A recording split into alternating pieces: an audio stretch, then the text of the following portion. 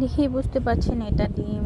আসলে আজকে ডিম পুচ রান্না করা হবে। এখানে একে একে সব ডিম ভেজে নেওয়া হবে। সবাইকে জানাই আসসালামু আলাইকুম। কেমন আছেন সবাই? আশা করি ভালো আছেন, আমরাও ভালো আছি। এই তো ডিম ভেজে নিচ্ছি। এই তো আমাদের ডিম ভাজা হয়ে গেছে। তো এখন এটাকে পেঁয়াজ ভেজে নিব। সবাই এভাবেই রান্না করবেন, সবার জন্যই আসলে ভিডিওটা করা। এখানে নাড়াচাড়া দিবেন ভালোভাবে। তো আমাদের এটা একটু পাল্টিয়ে নিব, যেহেতু ডিম দিলে সুন্দর লাগবে না কড়াইতে, জন্য আমরা ফ্রাই প্যানে দিয়ে দিয়েছি।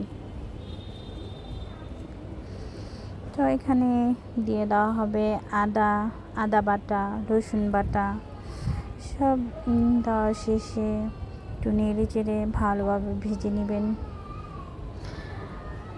তারপর দিয়ে দেওয়া হবে হলুদ গুঁড়ো, মরিচের গুঁড়ো, ধনিয়া গুঁড়ো, সব কিছু দিয়ে ভালোভাবে নেড়ে চেড়ে কষিয়ে নেবেন। এটাকে অনেকক্ষণ একটু জাল দিলে তেল তেল উঠে যাবে, তারপরেই হয়ে যাবে কষানো। তো তারপর একটু পানি দিয়ে নেবেন হালকা, তারপর আবার একটু জাল দিয়ে হয়ে যাবে। আসলে রান্না বান্নাটা অনেকই সহজ করতে পারলে।